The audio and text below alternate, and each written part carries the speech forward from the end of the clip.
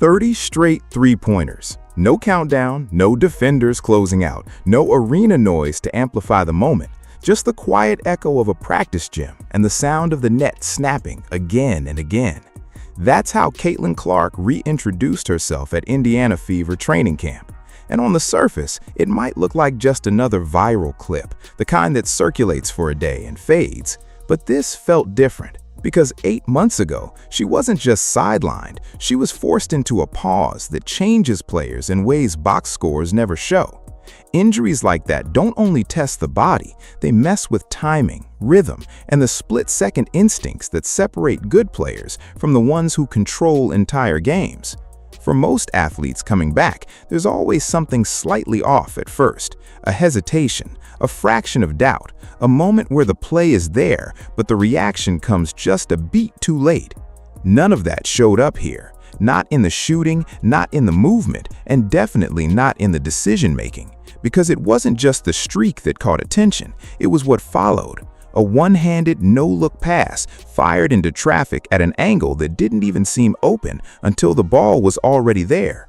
The kind of play that doesn't just require skill, but complete trust in your instincts. And for a split second, even her own teammate looked surprised, not because it was unexpected, but because it happened before anyone else on the floor had processed the opportunity. That's when the conversation quietly started to change. It stopped being about whether Clark had recovered, because that question didn't survive the footage. Instead, it shifted into something far more uncomfortable for the rest of the league. Because if this version of Clark is already operating like this in controlled reps, confident, aggressive, and fully in rhythm, then the real story isn't her return, it's what her return unlocks. And that's the part that hasn't fully clicked for most people yet. Indiana didn't just wait for their star to come back and hope things would improve. They didn't rely on chemistry magically fixing itself or talent carrying them through. Every move this franchise made, every decision during the offseason points back to specific moments where things broke down before. Weaknesses weren't ignored, they were studied, targeted, and addressed with precision. So what you're seeing now isn't a team easing back into relevance or building towards something down the line. It's something much more deliberate than that. Because this doesn't feel like a comeback story anymore. It feels like the early stage of something that was planned. The injury was never just about an ankle. That's the part that got simplified in headlines and quietly misunderstood in real conversations around Caitlin Clark. For most players, recovery is measured in timelines, weeks, months, medical clearance, and eventually a return to the floor. But Clark doesn't operate like most players, and her game isn't built on things you can easily measure. It's built on timing that exists a fraction of a second ahead of everyone else, on reading defenses before they fully form, on making decisions before the window is even visible to others. That kind of instinct doesn't just come back because the body heals, it has to be trusted again. And that trust is usually the last thing to return after a long absence. You can rehab strength, you can rebuild mobility, but rebuilding the confidence to take a 30-foot pull-up without hesitation or to thread a pass into space that hasn't opened yet, that's where players often struggle, even if it doesn't show immediately. That's why the real concern going into this season was never whether she'd be physically cleared. It was whether there would be even the slightest delay in how she processed the game. Because at this level, that delay doesn't look dramatic. It's subtle. A half-second pause before attacking, a safer pass instead of the risky one that usually creates an advantage, a moment of overthinking where instinct used to take over. And over the course of a game, those tiny differences stack up until they change everything. Plenty of elite players have come back from injuries looking fine on the surface, only for those small hesitations to show up when defenses tighten and the margin for error disappears. That's what people were really waiting to see, even if they weren't saying it out loud. But then came the stretch that quietly answered it all. When Caitlin Clark stepped on the floor with Team USA during international competition, this wasn't a controlled environment or a gradual return. These were disciplined defenses, specifically prepared to slow her down, with no interest in easing her back into rhythm. And instead of adjusting cautiously, she dictated the pace. She made reads early, took shots without second-guessing, and delivered passes that only work when timing is completely intact. The result wasn't just solid play, it was dominance that earned her MVP recognition. Not the kind handed out to boost confidence, but the kind that reflects control over high-level competition. And that mattered more than anything that could have happened in a practice setting, because you can't fake instinct against prepared defenses. So, by the time training camp even started, the real test had already happened. The ankle was healed, but more importantly, the rhythm was untouched. And when the early footage saw her stepping into deep shots without hesitation and firing passes into spaces no one else saw yet, it confirmed what that international run had already suggested. There was no delay, no adjustment period, no visible hesitation creeping into her decisions. If anything, there was a level of control that looked even more intentional than before, like a player who didn't just recover, but learned how to manage the game and her own body at a higher level. And that's where things start to shift, because once that question disappears, the focus moves somewhere else entirely.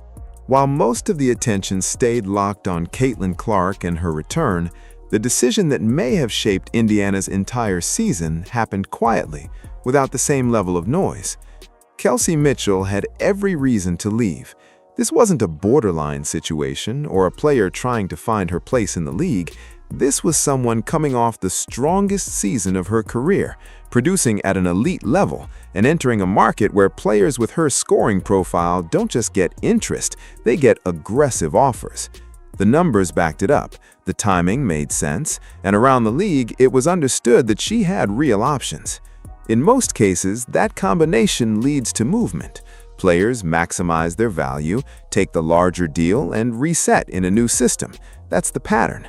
But Mitchell didn't follow it. She stayed. And that choice says more about what's happening inside Indiana than any stat line ever could. Because it wasn't framed around money first. It was framed around familiarity, trust, and something that doesn't show up on paper. Belief in what this specific group can become. That matters, especially in a league where continuity is often sacrificed for opportunity.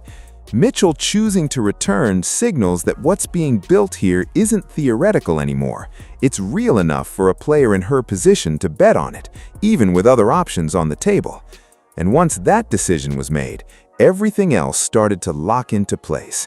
Because what Mitchell and Clark create together isn't just productive, it's structurally difficult to defend.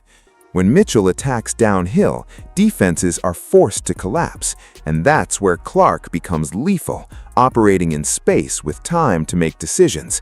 But if teams try to adjust and extend coverage out to Clark, Mitchell gets a clear path with minimal resistance. It's not a one-sided dynamic where one player benefits more than the other. It's a loop that feeds itself, where each player's strength directly amplifies the other's impact. And the problem for opposing defenses is that there isn't a clean solution. Taking one option away naturally opens the other, and over the course of a game, that constant trade-off becomes exhausting to manage.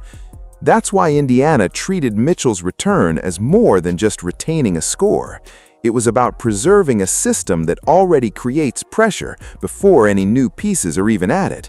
Because you can't replicate that kind of interaction by plugging in a different player, no matter how talented they are. The timing, the tendencies, the understanding of where each other will be on the floor, it's built over reps, not transactions.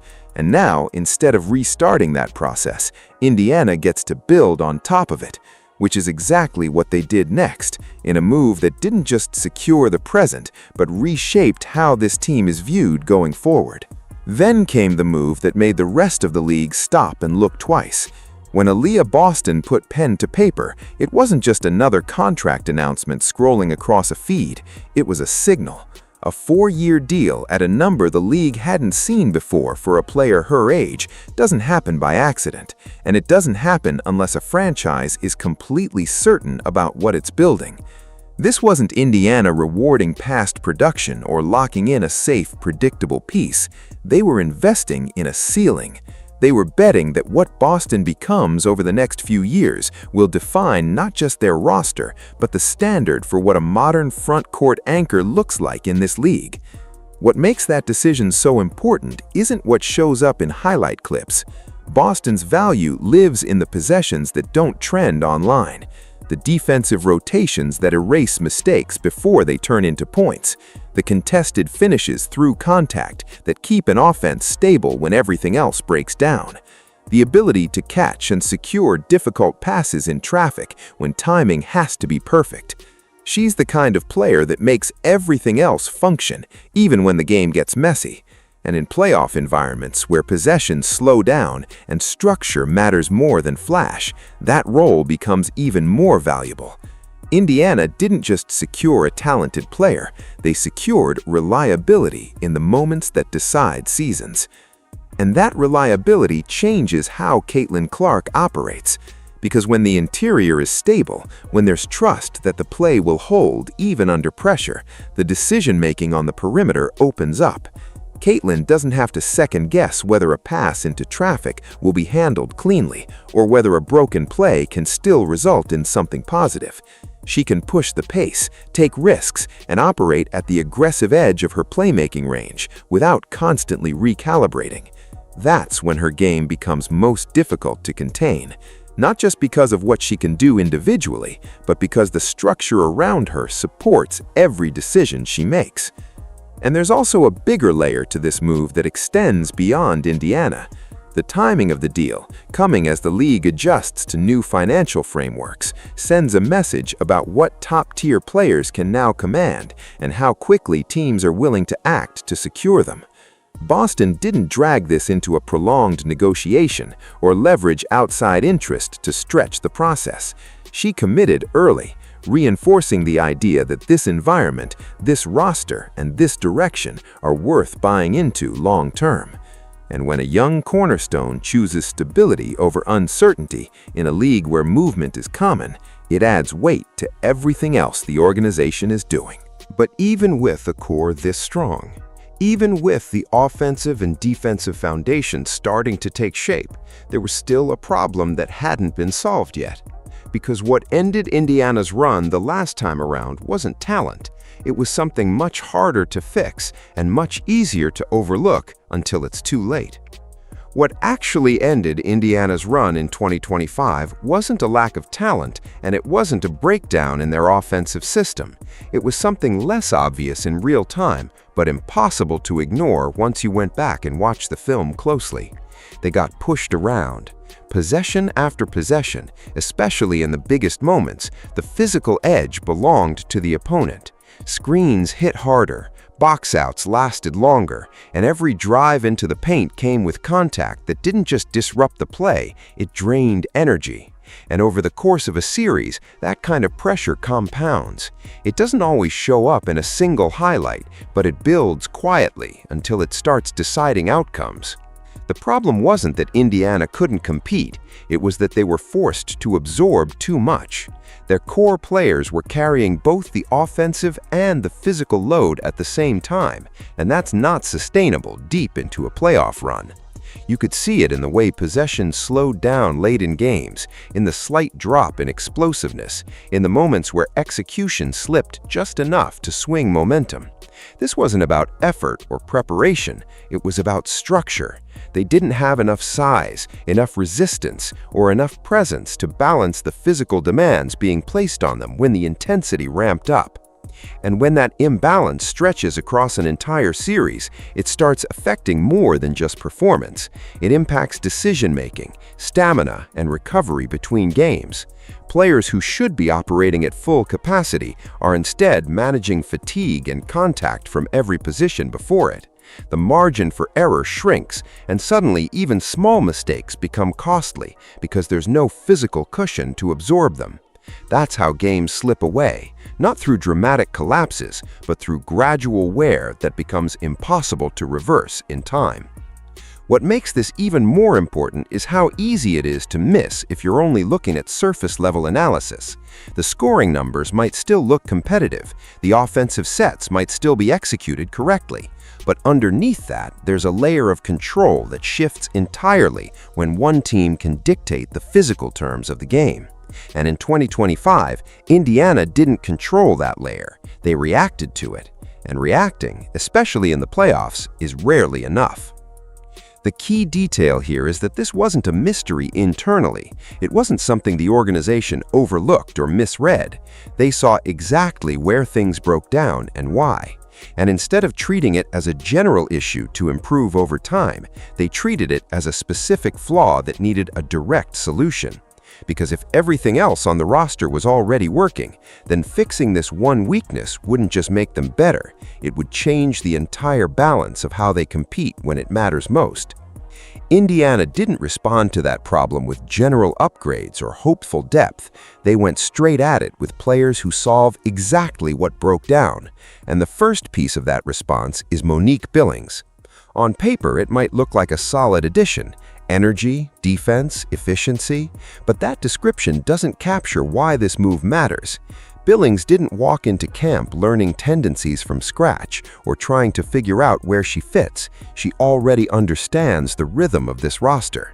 She's played in environments that mirror how Indiana wants to operate, and more importantly, she processes the game in a way that aligns with what this team lacked in high-pressure moments.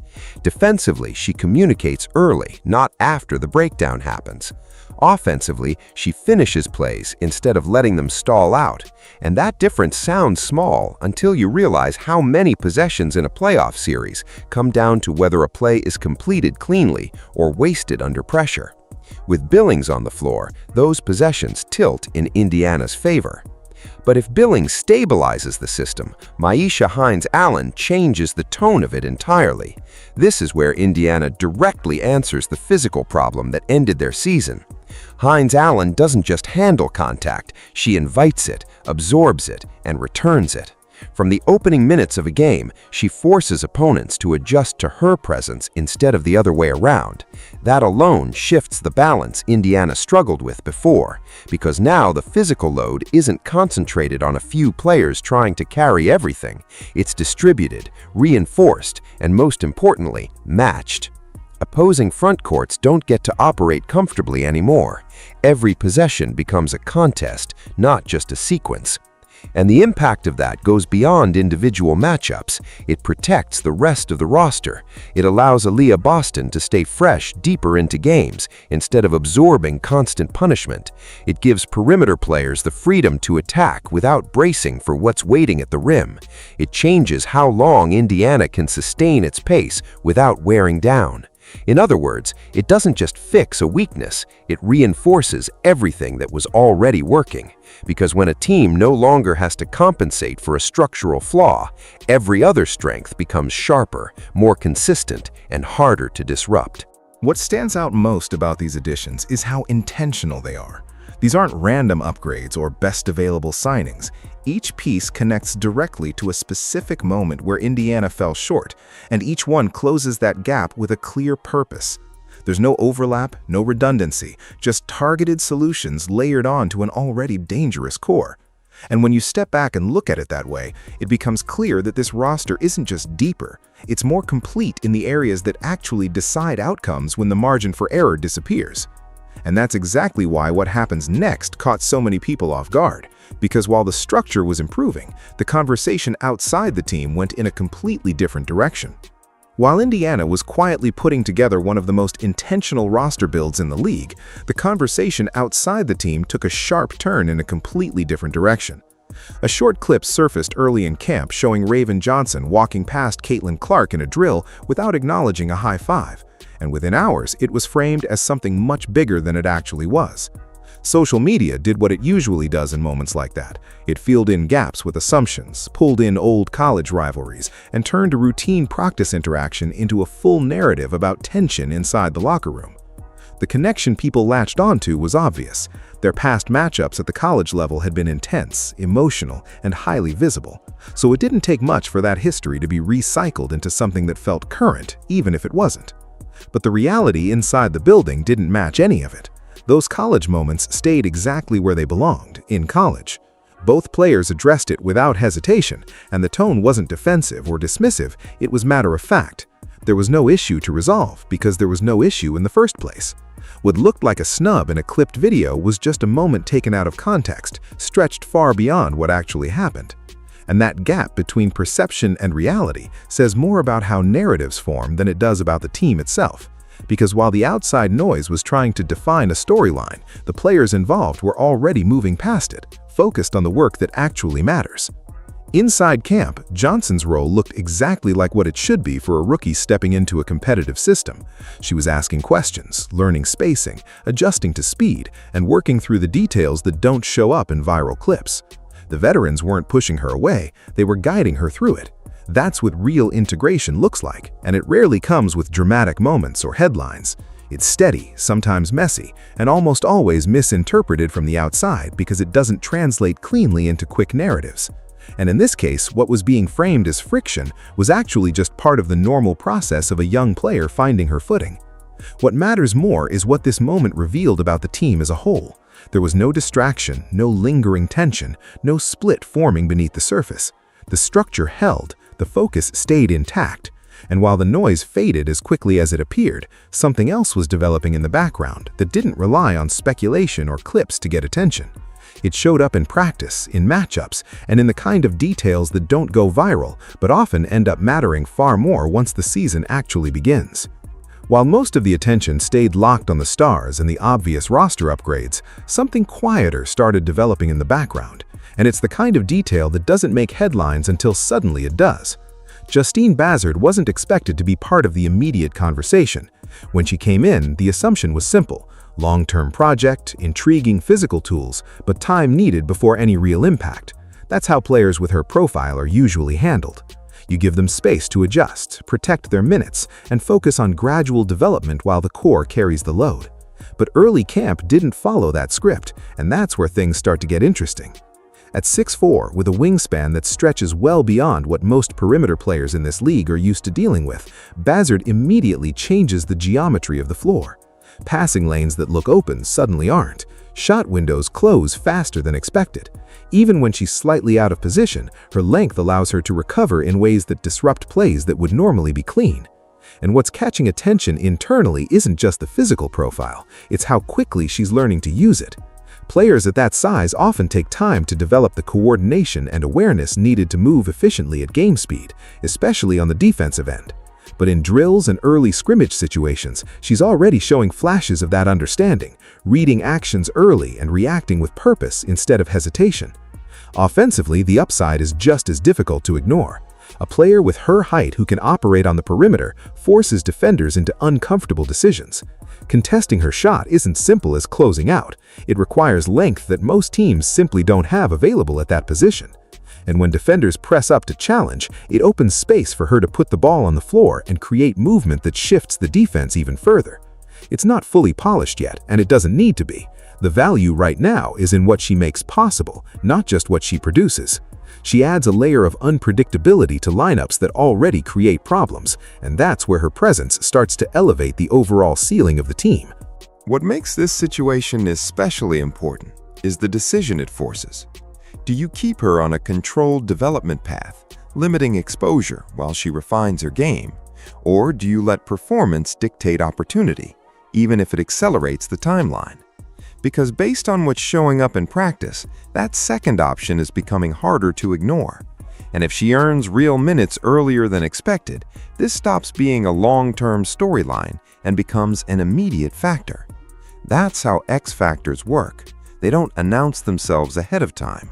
They build quietly until there's enough evidence that ignoring them isn't possible anymore. And by the time that shift happens, the impact is already being felt. This is where everything starts to come together, because the real difference with Indiana isn't just the talent on the roster, it's how clearly everything fits into a single vision. Under Stephanie White, this isn't a team guessing its way into contention or hoping that pieces eventually click. There's a defined standard, and it starts on the defensive end. Not top 5, not improved, top 3. That's the benchmark she's set, and it's not coming from theory. She's already built a system that reached that level before, which means this isn't about experimenting. It's about applying a proven structure to a roster that's finally equipped to execute it without compromise. And what makes this version of Indiana different is how the defense and offense now reinforce each other instead of operating separately. When the defensive rotations are sharp and communication is constant, possessions end cleaner. That creates transition opportunities, and transition is where Caitlin Clark becomes almost impossible to contain. The pace increases, the floor opens up, and suddenly defenders aren't reacting to set plays, they're scrambling to recover in real time. That's where mistakes happen, and Indiana is built to capitalize on those moments faster than most teams can adjust. It's not just about scoring more points, it's about creating conditions where the opponent never fully settles into the game. At the same time, the structural changes on the roster ensure that this pace doesn't come at a cost. In the past, playing fast could lead to breakdowns or fatigue, especially when the physical side of the game started to catch up. But now, with added depth, stronger front-court presence, and more reliable defensive communication, the system holds even as the tempo rises. That balance is what turns an exciting team into a dangerous one. Because it's not enough to create pressure, you have to sustain it without exposing yourself on the other end. Indiana can do both now, and that's a shift that doesn't show up immediately in headlines, but becomes obvious over the course of a full game. There's also a level of clarity in how this team sees itself that separates it from others still trying to define their identity. Roles are understood, responsibilities are consistent, and the confidence coming from within the group isn't built on hype, it's built on structure that's been tested and refined. When a team knows exactly how it wants to play and has the personnel to execute that plan under pressure, it removes a layer of uncertainty that often decides close games. That's the difference between reacting and dictating, between adjusting late and controlling early. And when you look at it from that perspective, it becomes harder to frame Indiana as just another competitive roster. This isn't about having a few standout players or building momentum over time. It's about alignment between coaching, personnel, and system, all pointing in the same direction. That's what makes them different. And more importantly, that's what makes them difficult to prepare for. Because you're not just facing talent, you're facing a team that knows exactly what it is and executes it with purpose from the opening possession. So when you step back and look at everything together, the picture changes completely. This isn't a team that just happened to get healthier, or a roster that simply added a few useful pieces. What Indiana has done goes deeper than that. Every move connects. Every decision traces back to a specific moment where things broke down before, and instead of hoping those moments wouldn't repeat, they built directly against them. The injury questions around Caitlin Clark are gone, not because time passed, but because her rhythm, confidence, and control all showed up intact. Kelsey Mitchell didn't just return, she reinforced a system that already puts defenses in impossible positions. Aliyah Boston isn't just a cornerstone, she's the structural piece that allows everything else to function at full speed without collapsing under pressure. And then there's everything layered around them. The physical gap that ended their season didn't get patched, it got addressed head-on, with players built to change that exact dynamic. The depth isn't random, it's purposeful. The development pieces aren't distant projects, they're potential contributors that raise the ceiling even further. Even the moments that tried to pull attention away from the basketball itself, like the brief noise around Raven Johnson, ended up revealing something more important. This team isn't fragile. It doesn't get pulled off course by outside narratives. It stays centered on what actually matters.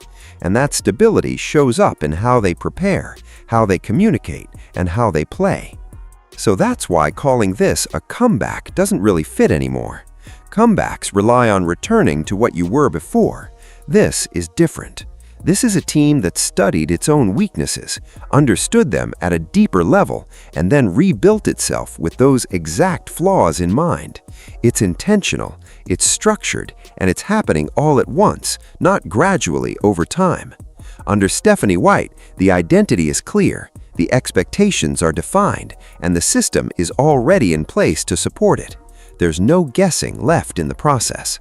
Which leads to the question that matters now. Not whether Indiana will be better, they will be.